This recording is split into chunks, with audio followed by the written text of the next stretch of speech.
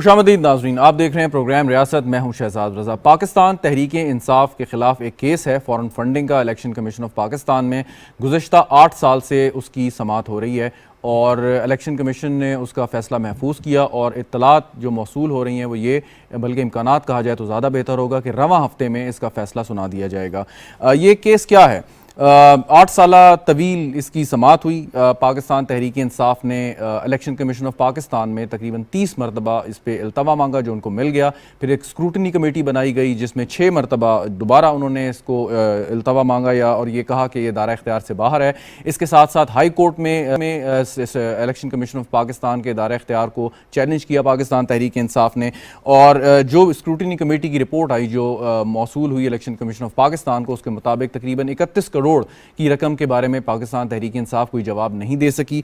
और इसके अलावा कई ऐसे बैंक अकाउंट्स हैं जिनके बारे में तहरीक इंसाफ ने लाइल्मी का इजहार किया। ये केस पाकिस्तान तहरीक इंसाफ के जो बानी अरकान में से एक थे अकबर एस बाबर साहब, वो लेके गए थे और फिर ये इस पर काफ़ी सियासत हुई। पाकिस्तान तहरीक इंसाफ ने इलेक्शन कमीशन पर जानिबदारी का इल्ज़ाम आयद किया और साथ साथ ये भी कहा कि दीगर सियासी जमातों की जो फॉरेन फंडिंग है उस पर भी तहकीकात होनी चाहिए और तमाम जमातों का, जिसमें खास तौर पर पीपल्स पार्टी और नून लीग का फैसला अगर उनके केस हैं तो पाकिस्तान तहरीक इंसाफ के साथ सुनाया जाए।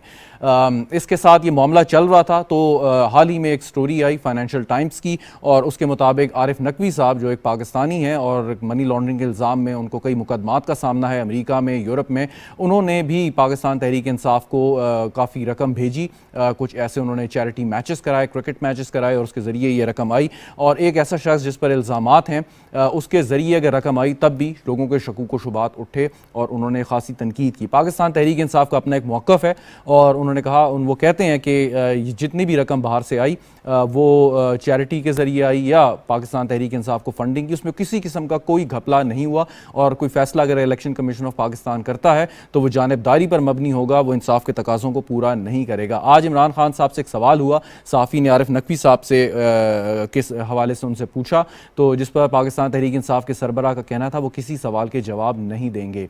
हम उम्मीद करते हैं कि एक जमहूरी लीडर और इमरान खान साहब के स्टेचर का लीडर, अगर उनसे कोई सवाल किया जाता है तो यह हक है एक सहाफ़ी का भी, एक आम शख्स का, पाकिस्तानी शहरी का, कि वो अपने साबका वज़ीर आज़म से या ऐसे शख्स से जिसको वज़ीर आज़म बनने की आगे उम्मीद हो, इम्कानात हो, उनसे सवाल कर सकता है और ये फ़र्ज़ है उनका जवाब देना। वो एक पब्लिक फ़िगर है, कोई उनकी ज़ाती ज़िंदगी के बारे में कोई सवाल हो तो उस पर एक अलग बात है। इस पर गुफ्तगू करते हैं। हमें स्टूडियो में ज्वाइन करें राना सीनियर तज्ज़ियाकार हैं, बहुत शुक्रिया राना ताहिर साहब आपका। एहसान अफजल साहब हमारे साथ मौजूद हैं, पाकिस्तान मुस्लिम लीग नवाज़ को रिप्रेजेंट करें, बहुत शुक्रिया एहसान साहब आपका। जमशेद इकबाल चीमा साहब हमारे साथ मौजूद हैं, पाकिस्तान तहरीक इंसाफ के रहनुमा हैं। चीमा साहब आपका भी बहुत शुक्रिया। यासीन आज़ाद साहब भी हमारे साथ मौजूद होंगे कुछ देर में।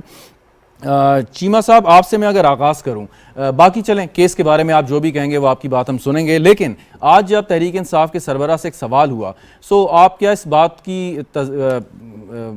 एग्री करेंगे मेरे साथ कि कोई भी जमहूरी सियासी रहनुमा हो, जिस स्टेचर का भी हो, उनका सवाल का जवाब देना तो ज़रूरी है। ये कह देना कि आप सवाल के जवाब नहीं देंगे, क्या चीज़ जाहिर करती है? चीमा साहब।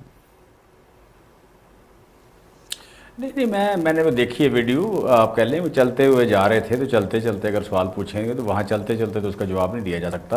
किसी भी प्रेस कॉन्फ्रेंस में आप पूछ सकते हैं, किसी जगह जब लाइव सेशन कर रहे होते हैं, लाइव स्पीच कर रहे होते हैं, वहाँ पूछ सकते हैं।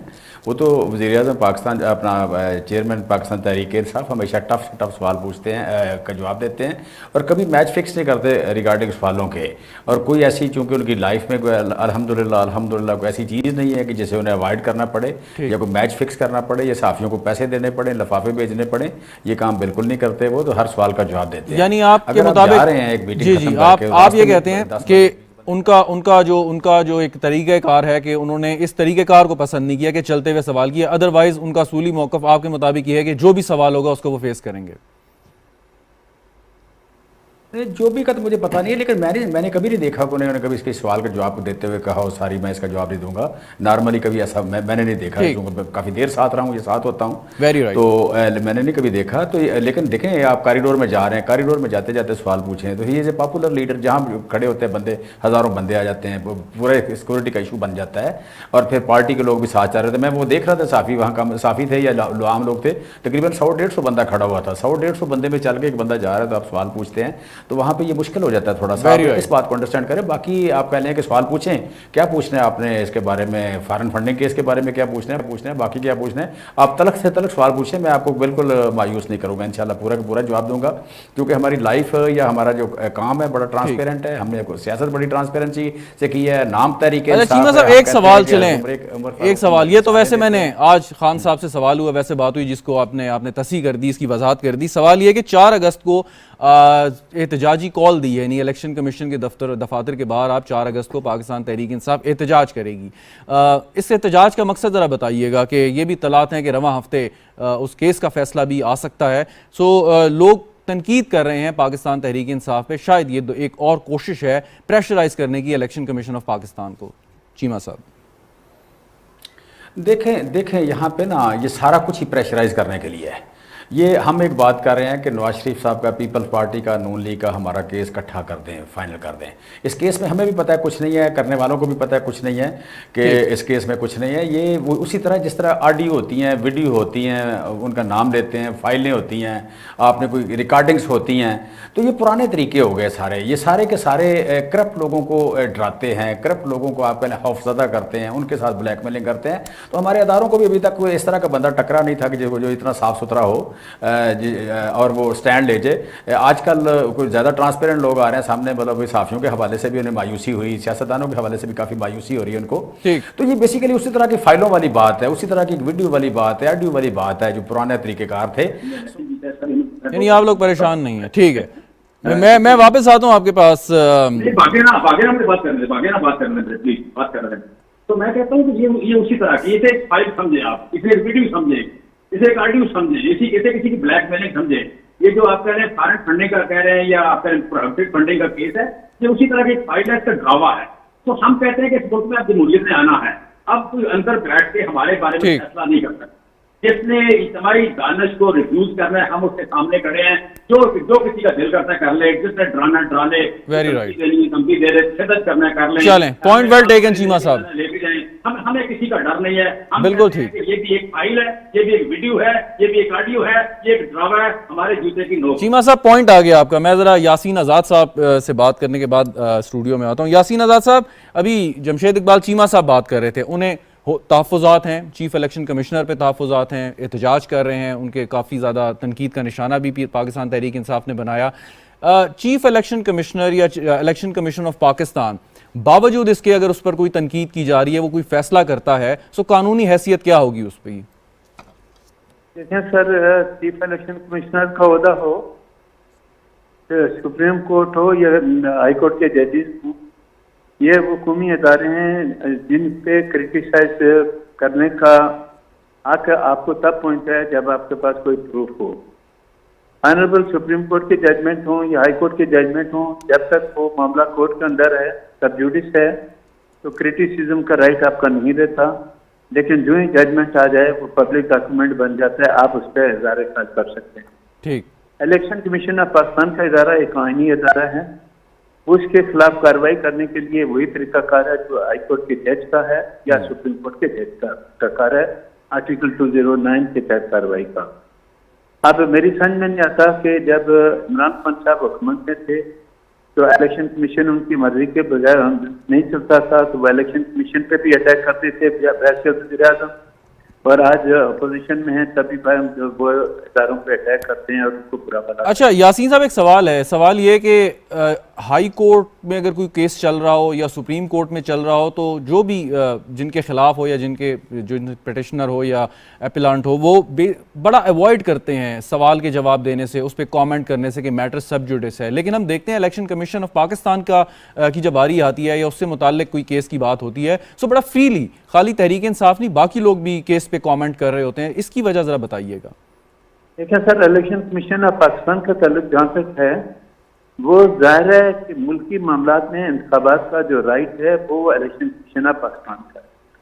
ठीक। तमाम जो वोटर लिस्ट, ये तमाम चीजें जो पब्लिक के मामला को डील करते हैं, और ऐसी सूरत हाल में आप इलेक्शन कमीशन के साथ जाके चेयरमैन साहब के साथ मीटिंग कर सकते हैं, उनके जो 4 मेंबरान हैं उनके साथ में मीटिंग कर सकते हैं। उसके लिए पाबंदी नहीं है क्योंकि वो पब्लिक डीलिंग है। पर पब्लिक डीलिंग में जो है ना वो आप काम कर सकते हैं। इलेक्शन कमीशन ऑफ पाकिस्तान जब आम मामला को डील करता है तो इसका मतलब है पब्लिक डीलिंग के हिसाब से वो लोगों से मामला को डिस्कस करता है। बिल्कुल ठीक है। हाँ, इलेक्शन कमीशन ऑफ पाकिस्तान अगर कोई मामला लेके चल रहा हो, किसी आदमी के खिलाफ कोई प्रोसीडिंग कर रहा हो, तो फिर सिचुएशन चेंज हो जाएगी। अब जिस तरह से कल से ये खबर अपनी है कि इलेक्शन कमीशन ये कर रहा है वो कर रहा है, तो इसी इलेक्शन कमीशन ऑफ पाकिस्तान के चेयरमैन को इमरान खान साहब ने खुद अपनी मर्जी से चुना और बकौल शेख रशीद के उसकी रिकमेंडेशन थी। इन जैसा इलेक्शन कमिश्नर कोई साबित होगा नहीं। बिल्कुल। एक सवाल और आखिरी, सॉरी आपकी बात काट रहा हूँ यासीन आज़ाद साहब, एक सवाल, अगर फैसला जो इलेक्शन कमीशन ऑफ पाकिस्तान ने महफूज किया है ये पाकिस्तान तहरीक इंसाफ के खिलाफ आ जाता है तो उनके पास क्या रिलीफ का फोरम है, और अगर अकबर एस बाबर साहब के खिलाफ आता है तो वो किस फोरम पे अपील कर सकते हैं? देखें, इन दोनों में से जिसके खिलाफ भी फैसला आता है वो इस्लामाबाद हाई कोर्ट जा सकते हैं या डायरेक्ट सुप्रीम कोर्ट जा सकते हैं। कह रहे हैं कि right of appeal election commission of Pakistan के आपके पास राइट ऑफ अपील का हक है। ठीक है। लेकिन अगर supreme court honourable supreme court article 184 में किसी को फारिग करके घर भेज देता है तो उसके पास राइट ऑफ अपील नहीं है। यही वजह है कि हम कहते हैं कि जो आर्टिकल 184(3) है, पार्लियामेंट को उसके अंदर सूटेबल अमेंडमेंट करनी चाहिए क्योंकि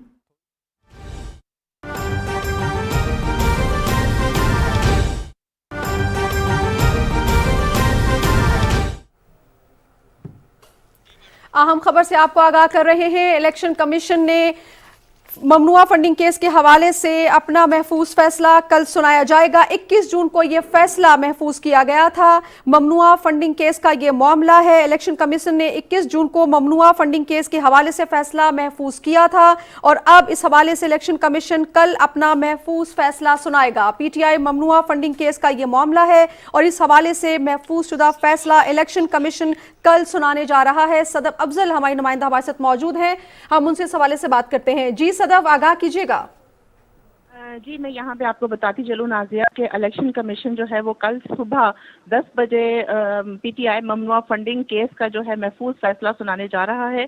यहाँ मैं आपको ये भी बताती चलूँ कि जो तहरीक इंसाफ के बानी रुकन थे अकबर एस बाबर, उन्होंने तहरीक इंसाफ के खिलाफ ममनुआ फंडिंग केस का जो दरख्वास्त है वो तकरीबन 2014 में उन्होंने ये दरख्वास्त दी थी और 21 जून को ये फैसला इलेक्शन कमीशन ने महफूज किया था। तकरीबन 8 साल जो है वो ये केस तहरीक इंसाफ की ममनुआ फंडिंग का इलेक्शन कमीशन में ज़ेरे समात रहा।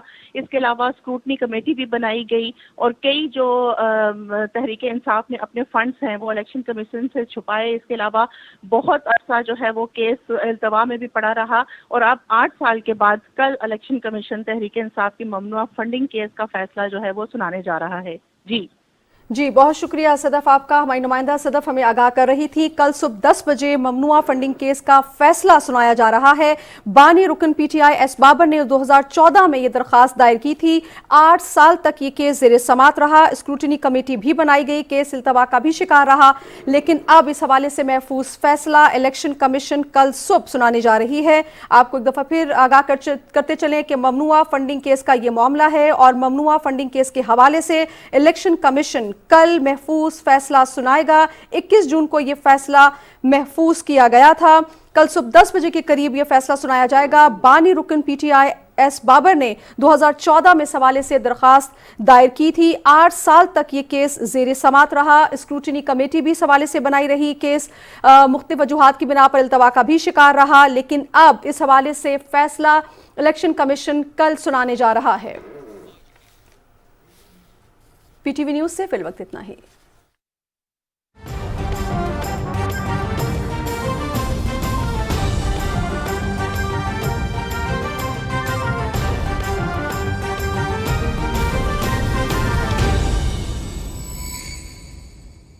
सिर्फ रॉयल एसीडीसी फैंस में है टर्बो स्पीड और डिमर की भी जरूरत नहीं।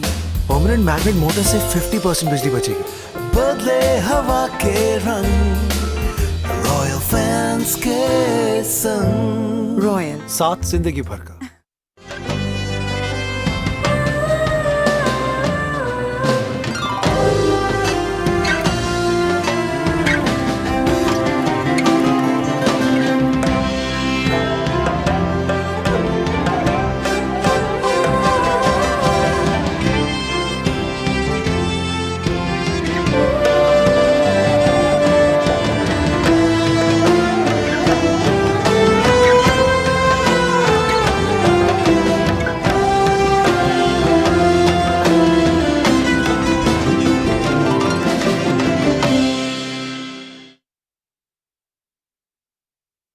तो कानून ने जो है वो हरकत में नहीं आना। अगर इनका केस 8 साल पहले से चल रहा है और उसका जो फैसला है वो महफूज हो चुका है तो उसका फैसला आना चाहिए। जब हमारी बारी आएगी हम भी जवाब दे देंगे। लेकिन ये कहना कि जो है सबको क्लब कर लिया जाए, तो इस तरह तो जो बहुत सारे जुराइम जो हैं वो सारों को इकट्ठा करके, तो मैं समझता हूँ ये एक गलत डिमांड है और इसकी लीगली तौर पर कोई इसकी सेंस नहीं बनती। चीमा साहब से इस पे पूछ लेते हैं कि ये जो डिमांड की है। राना ताहिर साहब, अब कल फैसला आ रहा है, इलेक्शन कमीशन ऑफ पाकिस्तान ने इसका अनाउंसमेंट कर दिया है। अगर पाकिस्तान तहरीक इंसाफ के खिलाफ फैसला आता है तो आपके ख्याल में क्या नुकसान उन्हें हो सकता है? देखें शहजाद, पहली बात तो ये है कि ये जो इलेक्शन कमीशन है इसके पास जो केसेस जाते हैं पॉलिटिकल पार्टीज़ के ना, वो होते हैं ममनुआ फंडिंग के केसेस जी। जो गैर मुल्की फंडिंग का केस है उसको हुकूमत खुद उसकी तहकीकात करवाती है और उसके बाद सुप्रीम कोर्ट में हुकूमत रेफरेंस दायर करती है कि इस जमात का ये गैर मुल्की कनेक्शन है, इनको फंड्स मिल रहे हैं, इन पे पाबंदी। आपको याद होगा भुट्टो साहब ने नेशनल अवामी पार्टी के ख़िलाफ़ सुप्रीम कोर्ट में रेफरेंस दायर किया था। अब ये जहाँ तक देखें इलेक्शन कमीशन का ताल्लुक़ है, ये ठीक है उन्होंने अपने केस की समाअत की। आप अभी बात कर रहे थे कि जी वो कहते हैं कि बाकी केसेस को भी क्लब किया जाए जी। देखें ये डिमांड सही है या नहीं है, ये मुख्तलिफ सियासी जमातें इस हवाले से अभी देखें ना, सुप्रीम कोर्ट में जब पंजाब के वज़ीर आला का केस था तो पीडीएम भी यही मुतालबा कर रही थी कि दूसरे केसेस को साथ क्लब कर दिया जाए। तो ये जो है ना, ये कोई एक जमात का मामला नहीं है। हमारे यहाँ आपके ने अभी शुरू में कहा कि जी जब उनके पास केस ज़ेर समाअत है तो उसके हवाले से बात नहीं होनी चाहिए। जब आप पाकिस्तान में तो सुप्रीम कोर्ट के सामने केस था तो पीडीएम के सरबराहों ने आपके सामने प्रेस कॉन्फ्रेंस नहीं की, उन्होंने क्या कहा सारा कुछ सुना। लेकिन बात यह है कि हर जमात जो है वो जवाब दे। इस हवाले से मैं अगर दयानतदारी की बात की जाए तो पाकिस्तान में कोई भी पॉलिटिकल पार्टी ऐसी नहीं है जिसने इस हवाले से सही रिकॉर्ड रखा हो, ठीक जो हकीकत है। बाकी जो भी जिसके ख़िलाफ़ भी कोई फ़ैसला आता है उसके ख़िलाफ़, जैसे यासीन आज़ाद भी कह रहे थे कि उनके पास फोरम मौजूद हैं, आगे वो अपना अपील में जाएं। लेकिन ये जो है बात के जी ये कहना कि उस पर बात नहीं हो सकती, बात तो देखें ना हर एक पे हो सकती है। मतलब वो कहते हैं असूली तौर पे बात नहीं हो सकती, आप केस का फैसला है तो उस पे आप एक कमेंट देखें। पाकिस्तान में देखें यासीन आज़ाद साहब बहुत मोहतरम है हमारे दोस्त। बात ये है कि पाकिस्तान में एक रवायत बन गई है। अब आपने शुरू कहा कि ये अकबर एस बाबर जो हैं वो शिकायत कुनिंदा हैं इसमें। अब मुस्लिम लीग नून के लीडरान जो हैं वो मिलते हैं जाकर इलेक्शन कमीशन से कि जी इसका फ़ैसला जल्दी सुनाया जाए, और इलेक्शन कमीशन ये कह देता है कि जी हम मंगल को फ़ैसला सुनाएंगे। तो इस पे इलेक्शन कमीशन की साख को ख़राब किसने किया?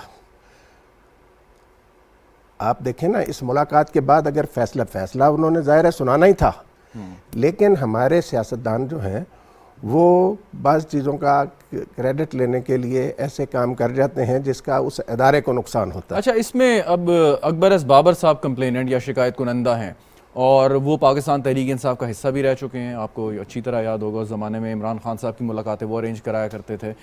तो अब इसमें नून लीग को, पीडीएम को या पीपल्स पार्टी को इल्ज़ाम या उनको तनकीद का निशाना बनाने का क्या जवाज़ है कि पाकिस्तान तहरीक इंसाफ का एक बानी रुकन है, उसके पास शायद कोई रिकॉर्ड भी है और 8 साल मेरे ख्याल में बहुत अरसा होता है तहकीकात के लिए। शहजाद साहब बात ये है, ये कहना कि जी पीटीआई को ये नहीं करना चाहिए या नून लीग को ये नहीं करना चाहिए, दोनों एक दूसरे की मुखालिफ सियासी जमातें हैं। जिसको जिधर से कोई सियासी फ़ायदा हासिल होगा, मुस्लिम लीग नून को कोई काम करने से होगा तो वो भी करेंगे, जो पीटीआई को काम करने से होगा वो भी करेंगे। बिल्कुल। अच्छा, ये बताएं कि फ़ैसला कोई भी हो, चाहे अकबर एस बाबर साहब के ख़िलाफ़ हो या उनके हक़ में हो, आपके ख्याल में कबूल करना चाहिए असूली तौर पर या नहीं?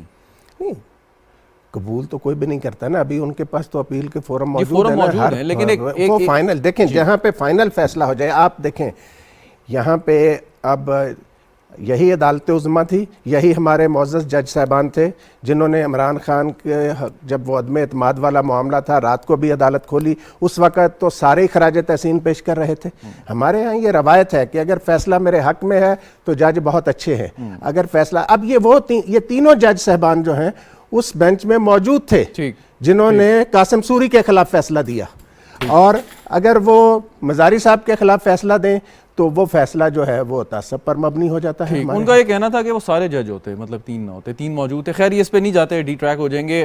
जमशेद चीमा साहब, फैसला जो भी आए, आपके हक में आए, आपके खिलाफ आए, आपके पास अपील का हक मौजूद है, तो क्या कहेंगे? आपके हिकमत अमली क्या है? कल के फैसले के बाद अनाउंसमेंट यकीनन आप करेंगे या पहले से कोई आपने प्लान बी रखा है कि इन केस अगर आपके खिलाफ फैसला आता है तो क्या हिकमत अमली होगी तहरीक इंसाफ की? नहीं, हिकमत अमली नहीं, हम तो हिकमत अमली जो बनी हुई है उसको आप कह लें रिएक्ट कर रहे हैं। हम तो उसका काउंटर स्ट्रेटजी बनानी है। और हुकूमत अमली ये है कि हम जब आप कह लें कि हमारी पॉपुलैरिटी इनसे काउंटर नहीं हो रही, सियासी मैदान में इनके पास जवाब नहीं रहा, तो सारी पीडीएम जो है, ये सारी पार्टियां मिलके फिर आप कह लें कि इनविजिबल लोग को 2-4 मिला के साथ, तो फिर भी ये मैनेजिंग इलेक्शन कमीशन को साथ मिला के जब बुरी तरह इलेक्शन हार गए हैं, तो फिर इनका दिल करता है या कोशिश कर रहे हैं कि हम पे आर्टिकल 6 लग जाए, हमें कोई अंदर दे दें, हम पे पर्चे करा के फारिग कर दें, हमें आप कह लें कि इलेक्शन कमीशन से कोई फैसला ले लें, नाअहल कर दें, वगैरह वगैरह वगैरह वगैरह। और वो होना चाहिए पॉलिटिकल फोर्सेस का। इसमें उम्मे हरीम को नहीं आना चाहिए, इसमें उम्मे हरीम को नहीं आना चाहिए, इसमें हैंडल को नहीं होना चाहिए, इसमें न्यूट्रल को नहीं होना चाहिए, इसमें इलेक्शन कमीशन को नहीं होना चाहिए। हमारे लिए अगर इलेक्शन कमीशन है, हम कह रहे हैं कि कल का जो फैसला है ये एक मीडिया ट्रायल से ज्यादा कुछ भी नहीं है, तो मीडिया ट्रायल सारों को इकट्ठा हो जाए।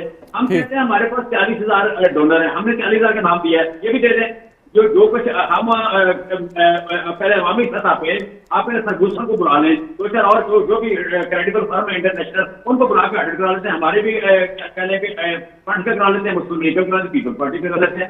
तो ये फेयर प्ले हो जाए, फेयर प्ले हो जाए, आप कह लें कि लेवल प्ले ग्राउंड हो जाए। ये जो तरीकाकार है, आपने शेख मुजीबुर रहमान को निकाला, आपने बाकी लोगों को निकाला, फातिमा जिन्ना को निकाला, यहाँ से क्या करके लिया? कभी आप लोगों के दिलों से निकाल सकते हैं, कभी साजिश करके आप कामयाब हो सकते हैं, कभी साजिश की इज्जत होती है, कभी साजिश करने वाले की इज्जत होती है। कभी किसी मुल्क में जिस बंदे ने, जिस पीडीएम ने या उनके लाने वालों ने 15 रुपए का बिजली के यूनिट को 32 रुपए का कर दिया, या आप कहेंगे अगर जाके आप देखते हैं कमर्शियल को तो 62 रुपए का यूनिट हो गया, तो भाई आप किस बुनियाद पर इज्जत कराएंगे? कौन आपको वोट देगा? क्यों वोट देगा? आपकी करप्शन सामने है, आप अमेरिका के सामने लेट गए, वो सामने है।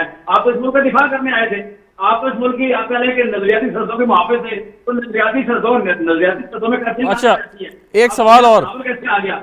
देखें, मैं जरूर कहना चाहूंगा, इस मुल्क में हमें बताया गया कि ये जो आप बेनजीर साहब आए के लिए जरदारी साहब डाकू हैं, उन दोनों के बेटे को ला के वजीर खारजा बना दिया गया कि सबसे फिर यहाँ पे शहबाज नहीं। वो देखिए, बात सुने, गुजारिश सुनिएगा चीमा साहब, गुजारिश सुन लीजिएगा, गुजारिश सुन लें। तो मौजू के ऊपर रहते हैं कि जब आप ये बात करेंगे तो अफजल साहब बैठे हैं, वो कहेंगे जी परवेज इलाही साहब के बारे में भी आपके कुछ ख्यालात थे, आप कहते हैं, तो उस तरफ नहीं जाते। मेरा सवाल है कि फाइनेंशियल टाइम्स की जो रिपोर्ट है, इसको आप कैसे देखते हैं?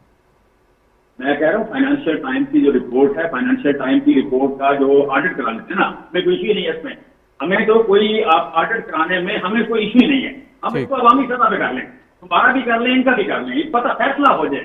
ये उम्मे हरीम के थ्रू ना करें, ये इलेक्शन कमीशन में उम्मे हरीम बन जाएगा।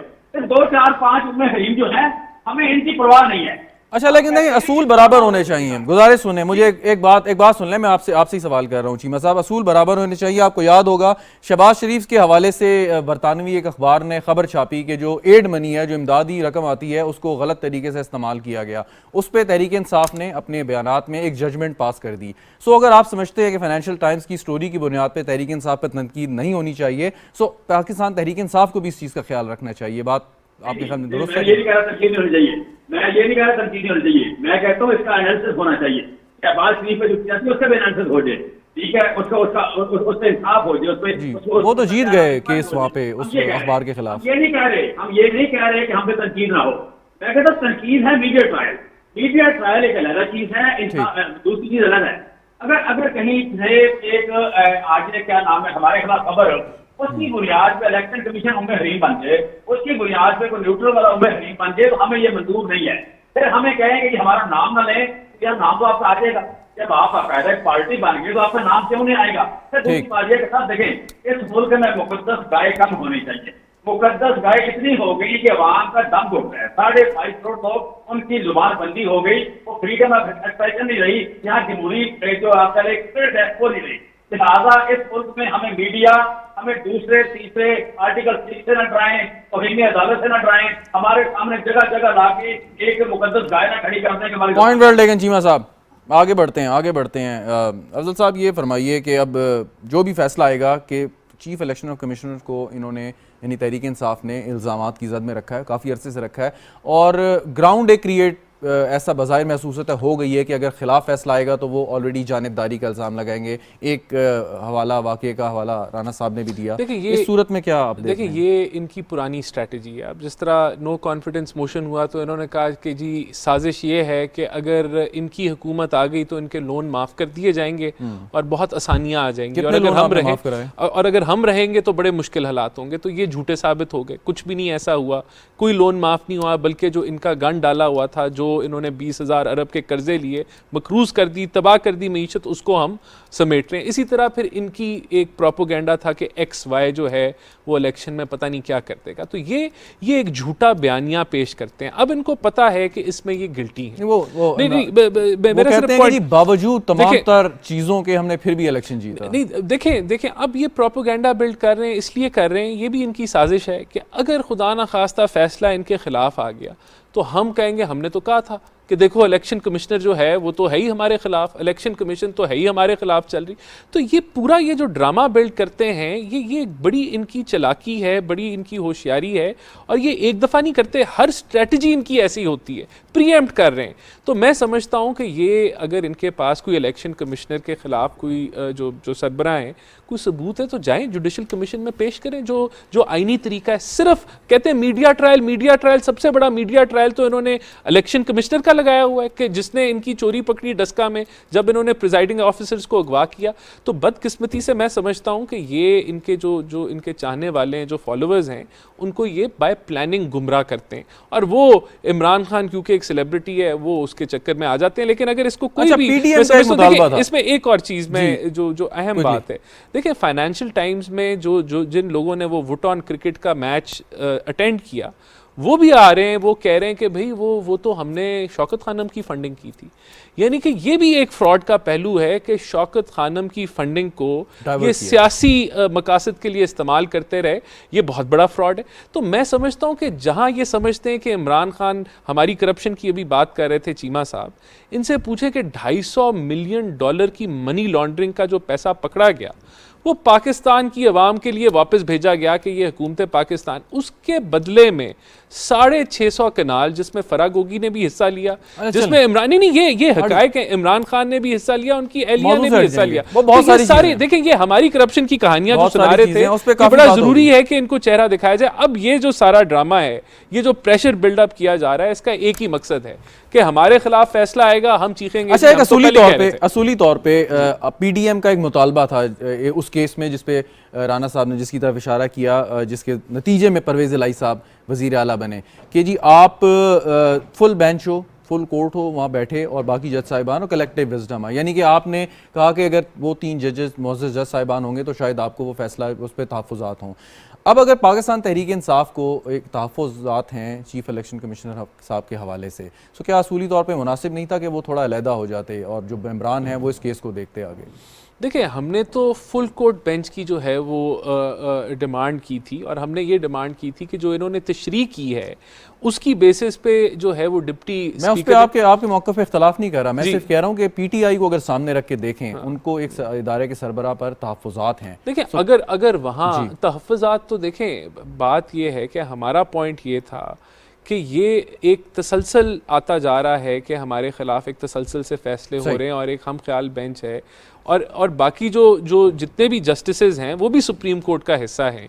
तो और ये एक डिमांड लीगल फर्टर्निटी की भी है, तो उसको तस्लीम, अगर यहाँ इलेक्शन कमीशन में ऐसा कोई मामला है, कोई अगर इलेक्शन कमिश्नर के साथ 4 और लोग बैठ सकते हैं तो उनको भी बिठा ले। ये तो देखें, ये अगर उसमें आईनी जगह ही नहीं है, उसके अंदर ये चीज़ मुमकिन ही नहीं है, और एक आइन के अंदर रास्ता लिखा हुआ है कि अगर चीफ इलेक्शन कमिश्नर के साथ आपको इख्तलाफ है तो आप वो सबूत लेके जो जुडिशल कमीशन है उसमें आप सबमिट कराएंगे। इसके अलावा अगर कोई रास्ता है तो वो अख्तियार कर ले। देखिए, हमारा हक था, हमने डिमांड किया कि हमें फुल बेंच दें, उन्होंने डिनाई कर दिया, वो उनका हक था। लेकिन एक तासर जो है वो मैं समझता हूं, लेकिन बावजूद इसके आपने फैसला तस्लीम किया क्योंकि आइन का तकाजा ही है। राना ताहिर साहब, अब KP में इंतखाबात हों, वो भी इलेक्शन कमीशन की निगरानी में होते हैं, उसमें पाकिस्तान तहरीक इंसाफ ने वाज़ेह बरतरी हासिल की। ज़िमनी इंतखाबात हुए, इलेक्शन कमीशन ऑफ पाकिस्तान की निगरानी में हुए, PTI ने उसमें वाज़ेह बरतरी हासिल की। सो ये वही इलेक्शन कमीशन है जिसके ऊपर इल्ज़ाम देते हैं, तो फिर चीफ इलेक्शन कमिश्नर की पर जानिबदारी का इतना ऐसे डायरेक्ट इल्ज़ाम आप क्यों लगाते हैं? देखें, बात यह है कि ये तो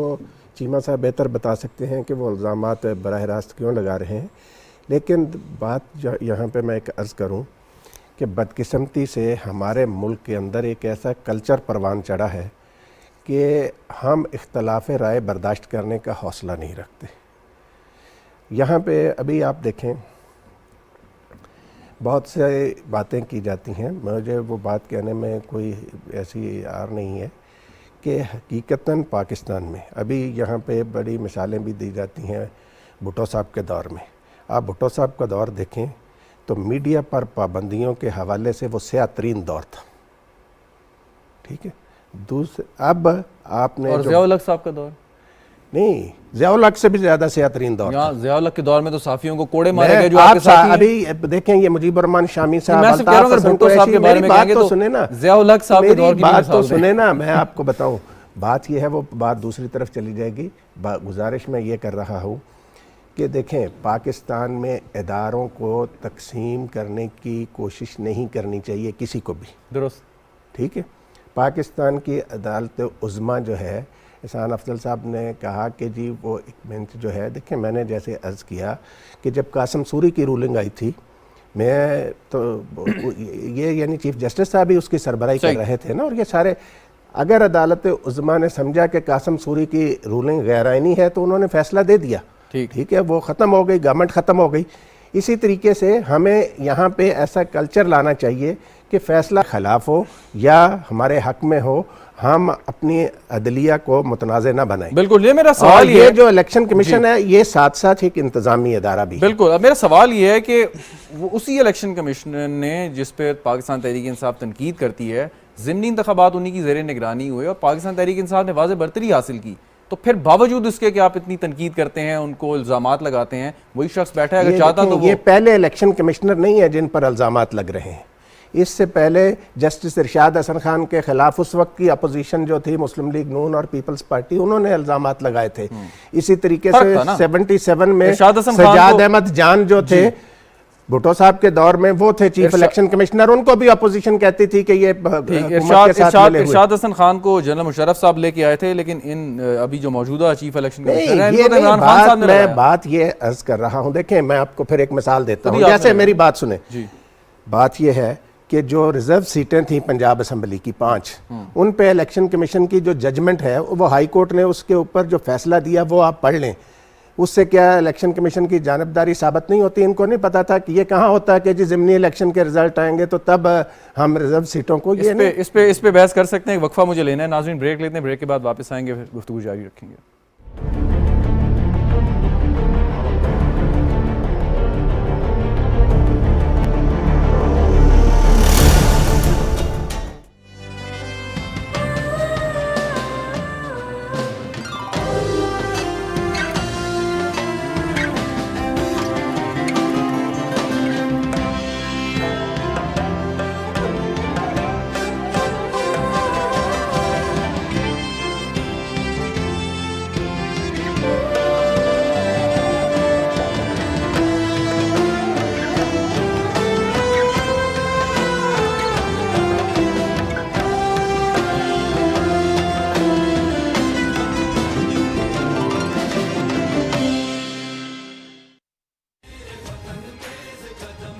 Hamid Abeid Ibrahim Salem Al-Zaabi, the United Arab Emirates Ambassador in Islamic Republic of Pakistan, on the occasion of the celebration of 75th Independence Day of the Islamic Republic of Pakistan. From my heart and from the people of the United Arab Emirates to my brothers and sisters in Pakistan, we wish you all the best.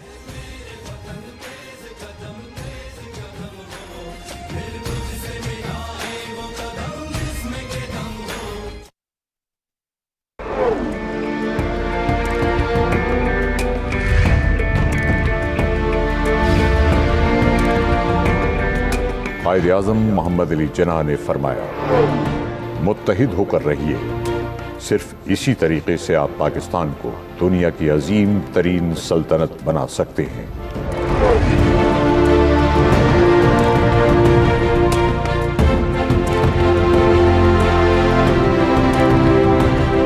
अज़्मे आली शान, शाद रहे पाकिस्तान।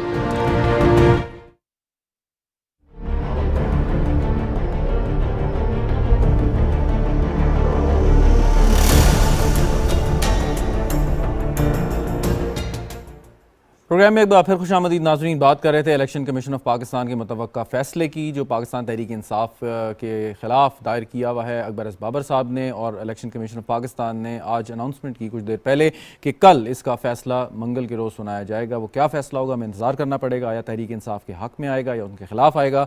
जमशेद इकबाल चीमा साहब, राना ताहिर साहब और एहसान अफजल साहब हमारे साथ मौजूद हैं। चीमा साहब, इलेक्शन कमीशन ऑफ पाकिस्तान पर तनकीद आज भी की असद उमर साहब जो बड़े सीनियर रहनुमा है पाकिस्तान तहरीक इंसाफ के, उन्होंने कहा जी कि ये भी एक गलत बात है और जानिबदारी का सबूत है कि जो 11 लोगों के रेजिग्नेशन है वो ईसीपी ने एक्सेप्ट कर लिए। मेरा सवाल ये था कि इलेक्शन कमीशन ऑफ पाकिस्तान को जो स्पीकर कौमी असम्बली इस्तीफ़े भेजेगा वो तो वही एक्सेप्ट करेगा। अगर उन्होंने आप सबका मुश्तरक फैसला के इस्तीफ़े नहीं भेजे तो वो कैसे एक्सेप्ट करेंगे? तो ये किस बुनियाद पर ये तनकीद हुई, थोड़ा सा इसकी वजाहत कर दीजिएगा। देखिए, ये राना ताहिर साहब बात कर रहे थे, वो बेसिकली 8 ऐसे फैसले आए हैं जो इनको इलेक्शन कमीशन ने किया और जाकर रिपोर्ट में स्ट्राइक डाउन। तो अगर एक अदारा इतना नंगा है कि वो आप कह लें इलेक्शन, देखिए 1200 लोग बिला मुकाबला जीते थे बल्दियाती इंतखाबात। क्या जंगल है, सहरा है? क्या वहाँ पे बदमाश रहते हैं, डाकू रहते हैं कि वहाँ 1200 लोग इलेक्शन में खड़े ना हों? तो एक गली मोहल्ले के काउंसलर कभी तो बिला मुकाबला जीता है, पूरे पाकिस्तान में कभी बिला मुकाबला काउंसलर जीता, वहाँ 1200 लोग जीते। 1200 मतलब कुछ 17 या 18% लोग बिला मुकाबला जीत गए। जो बंदा खड़ा था उसमें पर्चा कर देते थे, तो फिर उससे भी इलेक्शन कमीशन शाबाश मांगे तो हम इलेक्शन कमीशन को उनमें हरीगी समझते हैं। इलेक्शन कमीशन जो है वो बाकायदा एक पार्टी है, हम कह रहे हैं कि वो निशान ले लें, ठीक है, और हम उससे तकद्दस ना मांगे कि हम इनकी इज्जत करें, कि ये धांधली करते रहे, धांधली में हिस्सेदार बने, आप फैसले अपनी मर्जी की करें, एक पार्टी को नवाजने की कोशिश करें, दूसरी पार्टी को दबाने की कोशिश करें और फिर कहें कि जनाब हम अदालत हैं। भाई अदालतें इस तरह की होती हैं। और दूसरी बात की अदालत में अगर गलत फैसला करेगी। अच्छा, इमरान खान साहब के बारे में कहते हैं बड़े मर्दम शनास किस्म के शख्स हैं, उन्हें पता है कि क्या कौन आदमी है जो टीम में बड़ा बेहतरीन प्लेयर होगा, या किस बंदे को मेरिट की बात, किस बंदे को लगाना है, क्या करना है। सो अगर आप इतने तहफ़्फ़ुज़ात का इज़हार कर रहे हैं तो उनको लगाया भी तो आपकी हुकूमत ने था ना। तो वो फिर लोग पूछते हैं कि भाई अगर आपको इतने ही ये सही नहीं थे, काम ठीक नहीं कर सकते थे या जानेदार थे, तो आपने लगाया क्यों इन्हें एट द फर्स्ट प्लेस? देखिए, यहाँ पे कुछ अदारे इतने ताकतवर हैं कि दूसरे अदारे दूसरे अदारे कमजोर। यहाँ पे जो इंसाफ का निज़ाम आज तक कायम नहीं हो सका कि वोटों को अगर फांसी की करवानी थी कि किसी को बरी कराना से करवा दिया गया। जस्टिस कयूम यहाँ पे मौजूद है, जस्टिस रफीक साहब मौजूद था, उसके बाद का जबरदस्त है। तो देखिए, इस मुल्क की एक हिस्ट्री है। तो यहाँ पे आप कह लें कि जो जस्टिस ताकत की बात कर लें, हम की बात कर लें, मकसदों की बात करें, तो लाया और था जो लाए थे उनके खिलाफ उन्होंने फैसले दिए किन के प्रेशर में दिए ये आपको भी पता है, मुझे भी पता है। तो ये जो साहब है, ये साहब को लाए थे, आप कहते हैं कि नियुक्त लाए थे इनको, और आजकल ये उनकी नौकरी कर रहे हैं। हम कहते हैं कौन सी नौकरी करें? इस मुल्क में जमहूरियत शुरू होती है फ्री एंड फेयर इलेक्शन, और फ्री एंड फेयर का इलेक्शन का पहला कस्टोडियन इलेक्शन कमीशन है। अगर इलेक्शन कमीशन ही किसी मुल्क का जो है वो ठीक ना हो तो जमहूरियत कैसे वहां पर सकती है? लिहाजा हम कहते हैं कि जब अदालत के आपके इख्तियारात हैं, जमहूरियत के कस्टोडियन आप हैं, पुश्तीबान आप हैं, जमहूरियत की यहाँ पे अच्छा, अभी आप करारदादें पास हो रही हैं, कमीशन में जाने की बात हो रही है। 3.5 साल आपकी हुकूमत थी, उस दौरान भी आपको तहफ़्फ़ुज़ात थे, तो उस वक्त आप ये कुछ काम कर सकते थे, कोई रेफरेंस देना है, किसी से दरख्वास्त करनी है, उनके खिलाफ जाना है, तो उस वक्त क्या रहा? मतलब वो फैसला हुकूमत के दौरान क्यों नहीं किया आपने? देखिए, बेसिकली हुकूमत के दौरान फैसला करना थोड़ा सा आप मेरे की बात है के लिए अपने ही दौर में अपने लोगों की कुछ देर जब एक बंदा लोग ठीक होने शुरू होते हैं, सही लोग थोड़े ऐसे हो जाते हैं। आईनी और कानूनी तौर पे अगर चीफ इलेक्शन कमिश्नर साहब अभी ओहदे से चले भी जाएं आइन और कानून के तहत, उसके बाद भी जो आइन कहता है वो लगाने का इख्तियार वजीर आजम और अपोजिशन लीडर का है। दोनों में से कोई ओहदा आपके पास नहीं है, और वो अगर कोई भी शख्स को लगाएंगे वो आपको काबिल कबूल होगा या नहीं, ये आप बेहतर बता सकते हैं। आइन और कानून के रह गए, यहाँ आइन और कानून पे कितने पैसे हो रहे हैं, यहाँ पे पैसे तो बैठ के करते हैं, क्या नाम है, एक बंदा बैठ के कर सकता है कि आप अदालत को फोटो भेज देगा। चलें, तो वहाँ पे आप कह रहे हैं कि कंसेंसस जो पता लगेगा फिर इलेक्शन होने आए। मुल्क के डेट ये है, अगर इस मुल्क की सार्वजनिक बरकरार रहनी है तो यहाँ फ्री एक्सेस तो नहीं है, यहाँ पे जमहूरियत के आने से नहीं है। गैर जमहूरी रवैयों से मुल्क पहले भी टूटा था, नहीं बचते। सही, गैर जमहूरी रवैये वाकई नहीं होने चाहिए और ये बात सब पे एप्लीकेबल होनी चाहिए बशमूल तहरीक इंसाफ और बाकी रवैये वाले बाग आए, गैर जमहूरी रवैये ये मुल्क किसी के राह के लिए नहीं है, किसी के लालच के लिए नहीं है, किसी के गुरूर के लिए नहीं है। ये मुल्क 22.5 करोड़ लोगों की जिंदगी का मसला है, या कोई 1 2 3 4 जी बिल्कुल। चलें, वक्त प्रोग्राम का शॉर्ट है। मैं जरा राना ताहिर साहब से सवाल कर लूँ। राना ताहिर साहब, ये गैर जमहूरी रवैये जो हैं, ये तो मतलब आपने फिर आप भुट्टो साहब से शुरू करेंगे, आगे सिलसिला बढ़ता जाएगा, लेकिन गैर जमहूरी रवैये हैं क्या और इनकी तस्हीह हम कैसे कर सकते हैं? गैर जमहूरी रवैया जो है ना, बहैसियत मजमूई हमारी सोसाइटी में पाए जाते हैं। इसमें हम सब कसूरवार हैं। हाँ, इसमें हमें इसका जायज़ा लेना चाहिए ठंडे दिल से। जब तक देखें, अदम बर्दाश्त का नाम गैर जमहूरी रवैया है। इख्तलाफ राय जो है ना किसी को भी है, तो हमें ये नहीं समझना चाहिए कि भाई उसने कुछ जुर्म कर दिया है। बिल्कुल। और देखिए, मैं आपको अर्ज़ करूं, गुजारिश ये है कि हम जमहूरियत की बात करते हैं, आइन की बात करते हैं, ठीक है। कोई यह आइन में आपके वाज़े तौर पर लिखा है, आइन की बालादस्ती की बात करते हैं ना, आइन में वाज़े तौर पर लिखा हुआ है कि मुसल्लह अफवाज और आला अदलिया की तज़हीक नहीं की जा सकती। बिल्कुल दुरुस्त। तो जो भी जमात, जो भी रहनुमा इन दोनों इदारों के ख़िलाफ़ जहर उगलें, मैं समझता हूँ कि वो आइन की खिलाफ वर्जी के मुर्तकब होते हैं। ठीक। तो ये थोड़ा सा सिर्फ आइन उस हद तक नहीं रहना चाहिए। आइन पाकिस्तान में बिल्कुल दर्ज है वाज़े तौर पे। एक सवाल ये कि आपने तो अपनी आंखों से यकीनन देखा होगा, बेनज़ीर भुट्टो शहीद और आसिफ नवाज शरीफ साहब के आपस में जो एक सियासी एक रकाबत थी या उनकी दुश्मनी, सियासी एक राइवलरी थी, नो कॉन्फिडेंस मोशन भी आई, हुकूमतें भी गिराई गई, लेकिन उसके बावजूद हमने देखा कि जब भी वो मिलते थे एक अदब और तहजीब के तकाज़ों के साथ या बातचीत करते थे, कम से कम एक बातचीत का रास्ता खुला रहता था। आजकल के हालात में हम देखते हैं कि आपकी सियासी मुखालफत तो है, लेकिन आप एक दूसरे की शक्ल देखने के रवादार नहीं है। तो ये रवैया कैसे ठीक? ये आपने ना बड़ी मासूमाना सी अपनी ख्वाहिश का इजहार कर दिया। मेरी गुजारिश सुने, मसला है, मेरी गुजारिश सुने, मेरी गुजारिश सुने।